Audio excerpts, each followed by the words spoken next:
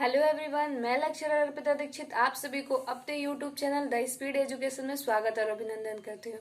दोस्तों, topic start होने से पहले मैं आपसे एक रिक्वेस्ट करना चाहूंगी, एक गुजारिश करना चाहूंगी कि आप हमारे चैनल को सब्सक्राइब, लाइक तथा बेल आइकन दबाना ना भूलें और अपने दोस्तों के साथ भेजें। और इस हमारे वीडियो पे आप अच्छा कमेंट करें। और आपको जो भी टॉपिक समाजशास्त्र संबंधित आपको नहीं समझ में आता, आपको उसमें डाउट है, तो प्लीज आप यहाँ पे पूछ सकते हैं। आप यहाँ पे अपना डाउट क्लियर कर सकते हैं। आप कमेंट सेक्शन में लिख के भेज सकते हैं। ओके गाइस, तो हम चलते हैं अपने टॉपिक की तरफ। तो देखते हैं आज का टॉपिक क्या है। तो देखिए, आज का टॉपिक है परिवार के प्रकार। आज का टॉपिक क्या है? परिवार के प्रकार, टाइप ऑफ फैमिली। आज का टॉपिक हमारा है टाइप ऑफ फैमिली। हम आज क्या पढ़ने वाले हैं? तो परिवार के प्रकार। अगर आप पेन पेपर लिए हैं तो अच्छी बात है, और नहीं लिए हैं तो दौड़ के जाइए और जल्दी से पेन पेपर लेके आइए और हमारे साथ ही आप भी क्या कीजिए, नोट करते जाइए। ओके, तो देखिए हम क्या जानने वाले हैं? परिवार के प्रकार। तो मानव समाज में वैसे परिवार देखिए, मानव समाज में वैसे विभिन्न प्रकार के परिवार पाए जाते हैं। मानव समाज में क्या विभिन्न प्रकार के परिवार पाए जाते हैं, लेकिन सुविधा के दृष्टि से 6 प्रकार के या 6 आधारों पे क्या किया गया है? परिवार को विभाजित किया गया है। मतलब परिवार के 6 प्रकारों पर 6 प्रकारों के बताया गया है। परिवार के 6 प्रकार यहाँ पे क्या किए गए हैं? बताए गए हैं। तो चलिए कौन कौन से उन्हें हम लोग जानते हैं, किसके आधार पे बांटा गया है। तो देखिए 6 आधारों पे इसको विभाजित किया गया है ना परिवार को। तो कौन कौन से? सत्ता, वंश,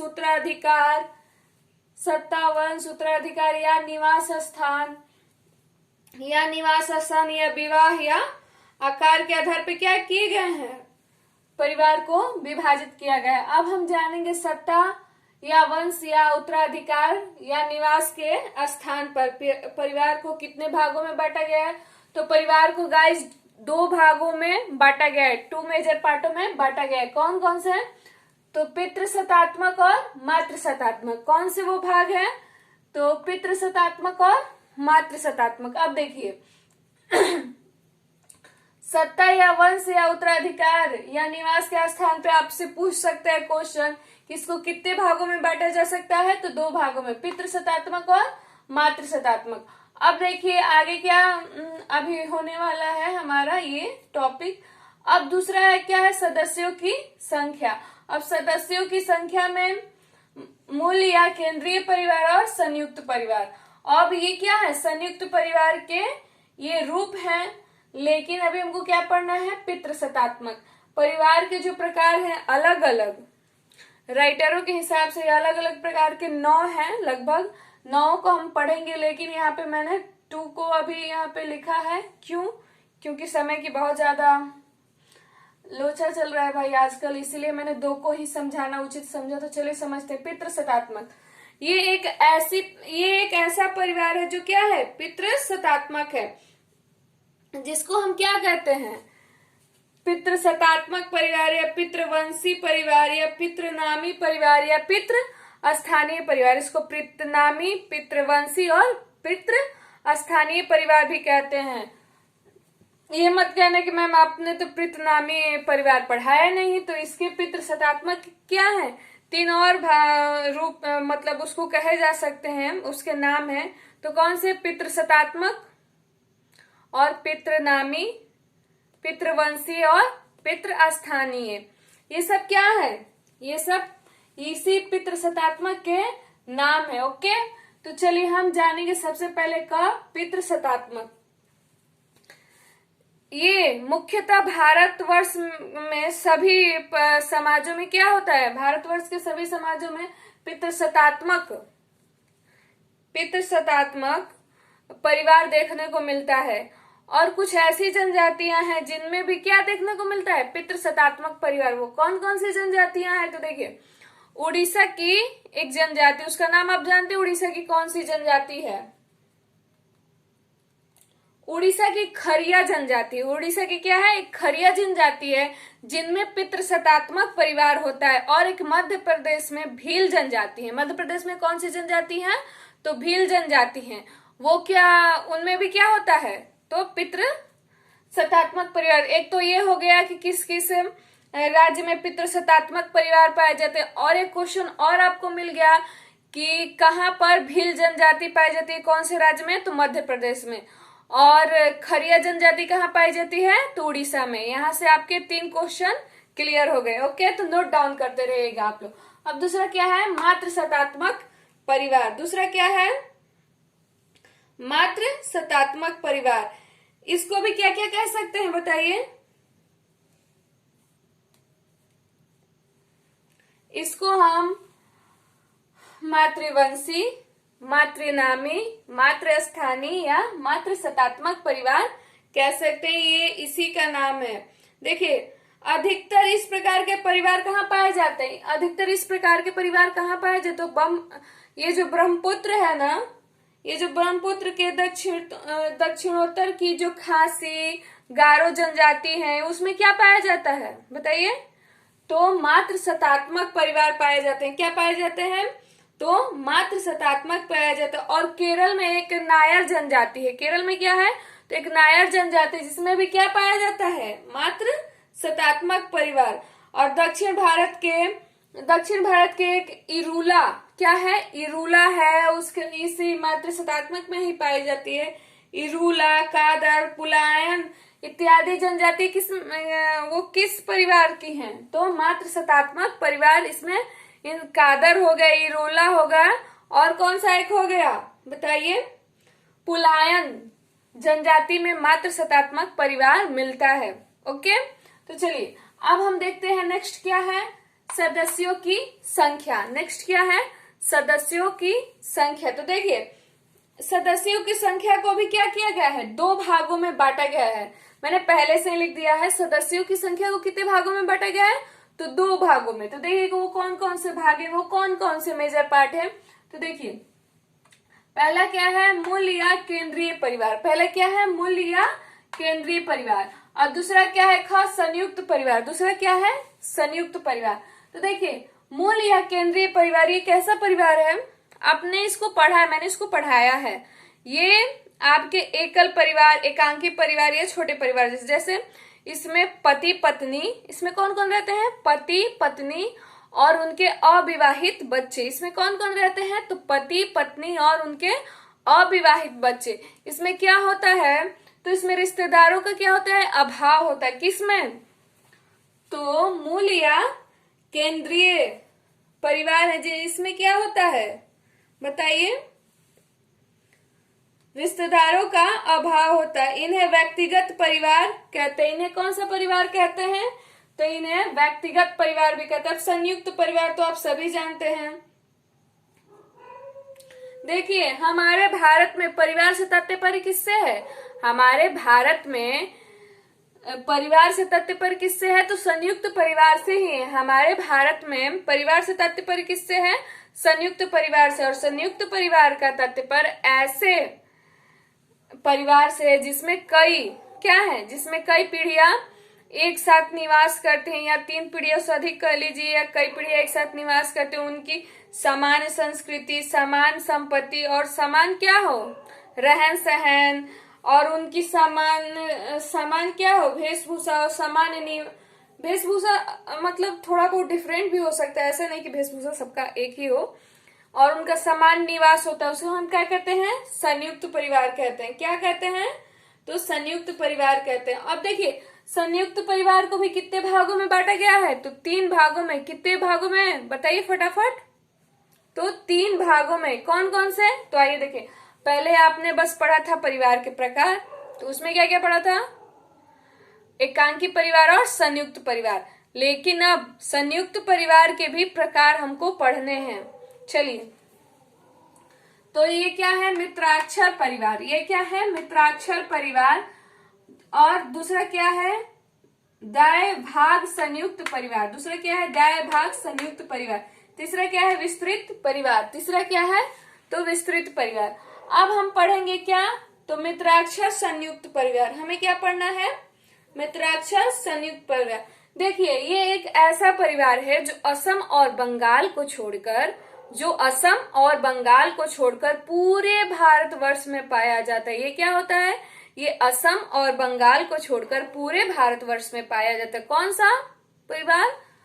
तो बताइए क्या है ये? मिताक्षरा परिवार, मित्राक्षरा संयुक्त परिवार। कौन सा संयुक्त परिवार असम और बंगाल को छोड़कर पूरे भारतवर्ष में पाया जाता है? वो कौन सा है? तो मित्राक्षरा संयुक्त परिवार। इसके प्रणेता कौन है? विज्ञानेश्वर है। इसके प्रणेता कौन है? तो विज्ञानेश्वर। याद रखिएगा इनके प्रणेता को। ये क्या है? विज्ञानेश्वर है। किसके भाई? तो मिताक्षरा संयुक्त परिवार के प्रणेता कौन है? तो कौन है? विज्ञानेश्वर है। ओके, तो फिर हमारा नेक्स्ट क्या है? इसमें क्या होता है, एक चीज आपको बताना भूल गए। मित्राक्षर संयुक्त परिवार में, इस परिवार में पिता की संपत्ति पर पुत्र का अधिकार जन्म से ही होता है। क्या होता है? जन्म से ही होता है। किस परिवार में? तो मित्राक्षर संयुक्त परिवार में। ओके गाइस, अब चलते हैं हम लोग दूसरा पढ़ने संयुक्त परिवार का रूप। तो क्या है? दाय भाग संयुक्त परिवार। दूसरा क्या है? दाय भाग संयुक्त परिवार। अब देखिए इसमें क्या होता है, ये एक ऐसा परिवार है जो बंगाल, ये एक ऐसा परिवार है जो बंगाल, असम में ही पाया जाता है। भारत के किन दो राज्यों में मुख्यतः ये परिवार पाए जाते हैं? तो बंगाल और असम में, इन दो राज्यों में ये परिवार पाए जाते हैं। इसमें क्या होता है? जन्म से ही पिता की संपत्ति पर पुत्र का अधिकार नहीं होता। जन्म से ही क्या होता है? पुत्र का पिता की संपत्ति पे कोई अधिकार नहीं होता, या पिता की मृत्यु के बाद होता है संपत्ति पे पुत्र का अधिकार, या पिता अपने आप उसको क्या कर दे, पुत्र को दे दे, तब क्या होता है? पिता की संपत्ति पे पुत्र का अधिकार होता है। वो कौन सा है? वो कौन सा संयुक्त परिवार का रूप है? तो दाय भाग संयुक्त परिवार। जिसके प्रणेता कौन है?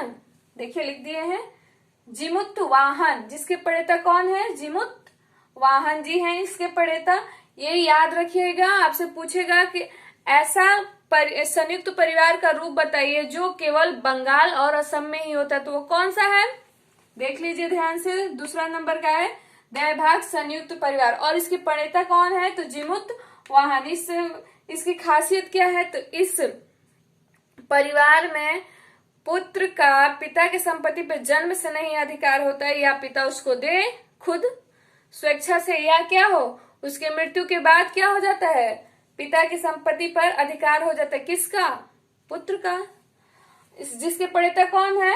जिमुत वाहन। अब देखिए विस्तृत परिवार, ये क्या है? तो संयुक्त परिवार का ही एक भेद है, जिसमें मूल रूप से परिवार के अलावा पति पत्नी रिश्तेदार भी क्या है? शामिल रहते। पति पत्नी रिश्तेदार भी। लेकिन देखिए परिस्थितियां बदल रही हैं। अब ये विस्तृत परिवार तो है, लेकिन अब क्या हो रहे हैं? लोग अलग अलग शहरों में, अलग अलग राज्यों में नौकरी जाके कर रहे हैं, लेकिन क्या होता है, उनका जो भावना है, चाहे उनकी जो एकता है, वो एक जैसी ही है, और वो अपने भाव मतलब उनकी फीलिंग क्या होती है? एक जैसी होती है, और फीलिंग से एक दूसरे से क्या होते हैं? वो अटैच रहते हैं।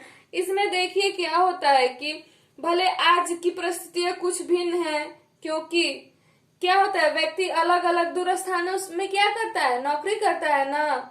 लेकिन परिवार के धार्मिक क्रियाकलाप हो गए, जैसे आप लोग देखा होगा छठ पूजा हो गया या होली हो गया, उसमें सारे लोग क्या होते हैं? एकत्र होते हैं और अच्छे से धूमधाम से मनाते हैं। या विवाह समारोह हो गया, तो इसमें सारे लोग क्या करते हैं? धूमधाम से मनाते हैं। क्या होता है? क्रियाकलापों में हिस्सा बांटते हैं। इस प्रकार से उनका अपने परिवार के प्रति क्या होता है? एक प्रकार का भावनात्मक लगाव बना रहता है। क्या होता है? एक प्रकार का भावनात्मक लगाव बना रहता है, और जिसके कारण भी हम इन्हें क्या कर सकते हैं? जिसके कारण हम इन्हें विस्तृत परिवार कह सकते हैं। जिसके कारण हम इन्हें क्या कह सकते हैं? तो विस्तृत परिवार कह सकते हैं। अब देखिए हमने तो पूरे ये संयुक्त परिवार के प्रकार पढ़ लिए और दो परिवार के प्रकार पढ़ लिए, लेकिन अभी हमको कितने पढ़ने हैं? तो 7 प्रकार और पढ़ने हैं। 7 प्रकार पढ़ने से पहले मैं आप सभी से कुछ पूछना चाहूंगी। आप उसका आंसर डिस्क्रिप्शन बॉक्स में लिख के कमेंट बॉक्स में लिख के दे सकते हैं, और जो सबसे पहले इस क्वेश्चन का आंसर देगा और सटीक देगा, सही देगा, उसका नाम इस चैनल पे लिया जाएगा। तो चलिए, मैं आप तब तक नोट कीजिए। वो मैं क्या करूंगी कि मैं साइड से वो क्वेश्चन आपको बोलूंगी और आप उसका आंसर कमेंट में लिख के दे देंगे। ओके, तो चलिए आप तब तक नोट कीजिए। बहुत छोटा है, जो मैंने कल पढ़ाया था ना आपको, दूसरे कल क्या थोड़ा लेट हो गया अगले वीडियो में, तो उसी पे आधारित कुछ क्वेश्चन है। मैं छोटा छोटा है, इसके सिद्धांत के, ये कौन है वो कौन है, वैसे पूछेंगे। तब तक इसको सारे आप नोट कर लो। देखिए, पहला आपका क्वेश्चन आपके सामने, यौन साम्यवाद का सिद्धांत किसने दिया था? ये आपको पढ़ाए थे हम, यौन साम्यवाद का सिद्धांत किसने दिया था। दूसरे क्या है, पितृसत्तात्मक या शास्त्रीय सिद्धांत किसका था या किसने दिया था? कौन सा? तो पितृसत्तात्मक या शास्त्रीय सिद्धांत किसने दिया था? इसको आप, अच्छा दिख तो रहा है, आप इसको कमेंट बॉक्स में लिख के भेजेंगे कि कौन दिया था। ओके, फिर क्या है, मित्रसत्तात्मक, क्या है? मित्रसत्तात्मक है कि मातृशतात्मक परिवार, मातृशतात्मक सिद्धांत किसने दिया था उसको लिखना है। उद्विकासीय सिद्धांत किसका था वो भी लिखना है आपको। एक विवाहीय सिद्धांत कौन दिया था वो भी लिखा। और ये मैं कहीं बाहर से नहीं पूछ रही हूँ, ये अगले वीडियो में क्या हुआ है बताया गया है, बहुत अच्छे से एक्सप्लेन किया है कि इसके प्रणेता या जो सिद्धांत दिए हैं वो कौन है। आपको बस क्या करना है कि इस आंसर को कमेंट सेक्शन में लिख के भेज देना है। जिसका कमेंट सबसे पहले और सही आएगा उसका क्या होगा, इस चैनल पे नाम लिया जाएगा।